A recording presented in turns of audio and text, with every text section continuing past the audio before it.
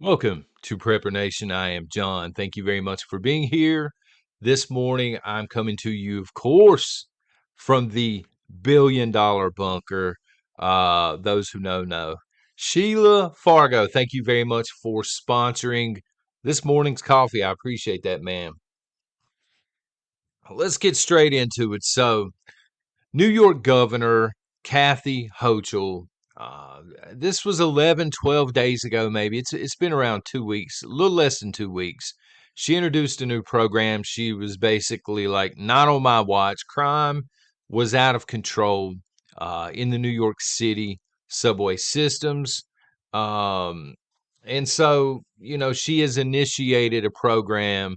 I think there are 1,000 grand total, 750 National Guardsmen and women, and 250, using the John math, that's 1,000, right? 250 New York State troopers as well. And they're in New York City in the subway system to help the New York City police kind of rein things in and get things under control. They're doing bag checks, and these bag checks, I've watched a lot of news articles over the weekend, and I'll explain why on this very topic. But just news reports and things coming out of New York.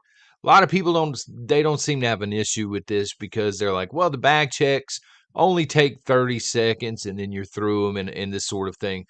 It's this police presence. It's a show of force, if you will, to have members dressed, military. They're not used to seeing this in the subway in New York City. So I can understand where they would go in and everybody's on their best behavior, except not really. Criminals are still being criminals in New York City. It's strange to me because I don't know, man. I would have a sliver of respect, not much, but a sliver of respect for these Democratic leaders if they would just admit to their mistakes. But they're never going to do that, are they? They're never going to admit that they themselves caused this problem. When you get right down to it, they would rather bankrupt a city or a state than they would admit to a mistake. And this is the part that drives me crazy. I just want to hear one of these lawmakers say, "Yep, we screwed up here, son, and it's on me." This is what I want from leadership because nobody's perfect. But let's face it. You defunded the police. All right? I remember the movement. People here that are not 3 years old watching this right now, they probably remember the defund the police movement. This was a grand movement. It was nationwide, city to city, and it hasn't worked out. This was a big movement in New York City specifically, and a lot of officers just walked away. Between the whiskey shot and not wanting to comply with that and being told you have to or you're going to be out of a job. And also, I can imagine working for New York City, knowing the mayor and that administration, they do not have your back. It's almost like the criminals have a free pass, but you're under scrutiny 24/7. I don't know why anybody would do it. So, you had the defund the police movement. A lot of officers have left. They've not been replaced. And now you have mass immigration, of course, or newcomers, as the White House so affectionately puts it. And it's just not working. This has backfired horribly into the face of, Erica Adams. This has backfired into the face of the governor and many other mayors and governors as well. Now, they are saying because of this program that Hochul has initiated, cost over $1 billion, I read, all things told, because they're putting up new cameras and stuff like this, and they're going to have metal detectors and stuff as well. They may already, I'm not sure. Again, I'm not in New York, but they're saying weapon confiscation is up. People that are carrying weapons that shouldn't have the weapons, they're being found in bags and things. And so they're patting themselves on the back and they're saying, we're really cleaning up the city here. We're doing it. It's kind of like Matt Dillon has ridden into town for you Gunsmoke fans. But the issue is crime is still taking place. And it's taking place during the transit ride, from point A to point B because these checkpoints are not there. And what a lot of criminals are doing is they are not carrying bags. They're bringing weapons, but they don't have a bag to check. Therefore, they can move about. So we're going to talk about the madness that we're going to see from this point moving forward. If you're new, be sure to hit that subscribe button or shoot a thumbs up if you're one of them OGs, one of those usual suspects. Truly appreciate that. So here's where the madness comes in, and I'm not talking about the basketball tournament, uh, you know, bread and circus. I'm not talking about that. I'm talking about actual madness moving forward. So I was talking to a friend of mine this weekend, and he made a comment. Sometimes I just hear a comment, and my mind starts to wander. It does this quite often. I don't know if that's normal or not, to be honest with you, but my mind went to a scary place. He had made a comment, this really isn't going to help one way or another because as soon as the program ends, New York City is going to go right back to the way it used to be. And as he said this, again, my mind started to wonder, and I said, I don't think this is going to end. I don't think this program is intended to end. And I'll explain. So I believe this is maybe paranoia on my part. Y'all let me know what you think, but I don't think this is going to end. I think people are being conditioned to live in a perpetual police state moving forward.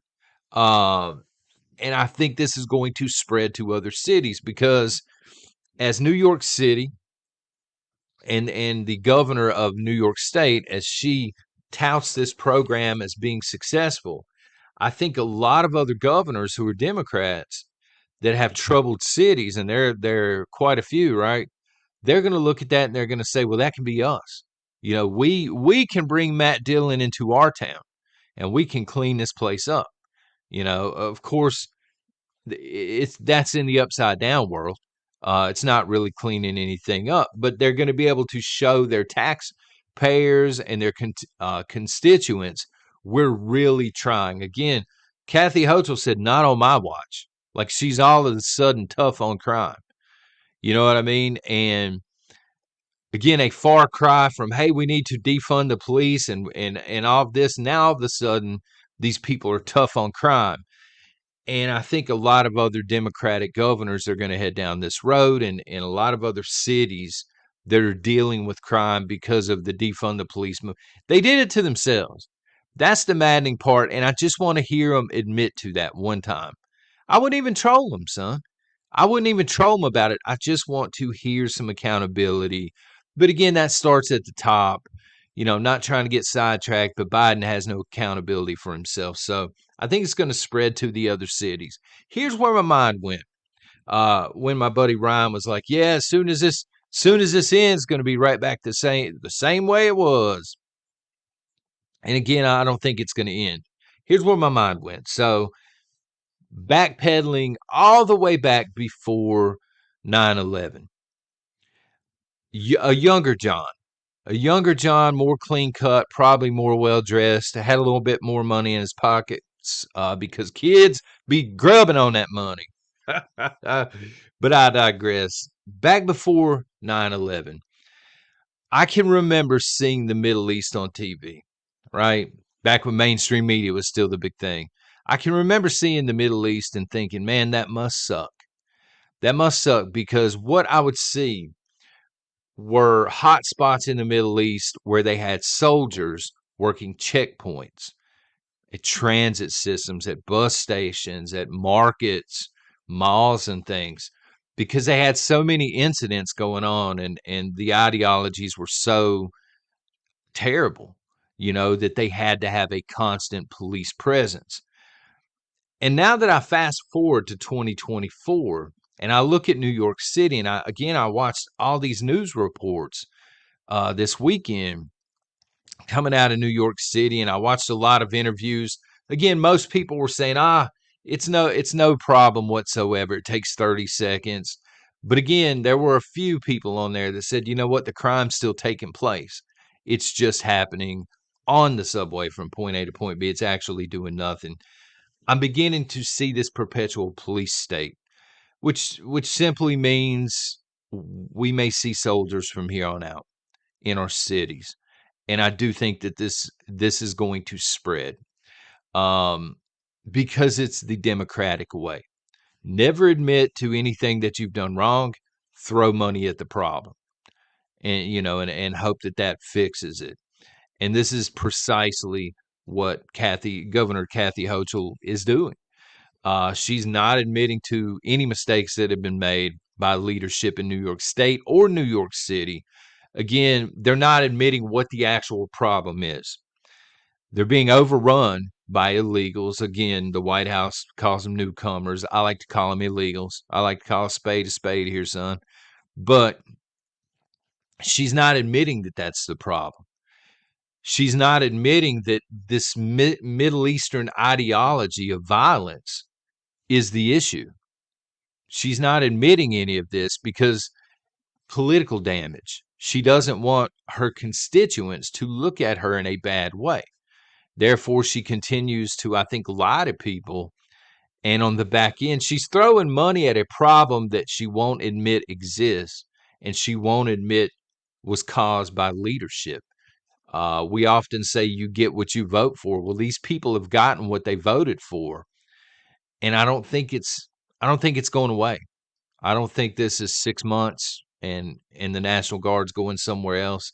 I don't look for them to remove the National Guard from New York City. In fact, I would say with the election coming up in November, I think it's ideal for them to deploy more National Guard to a lot of the major cities because they understand major conflict is coming one way or the other.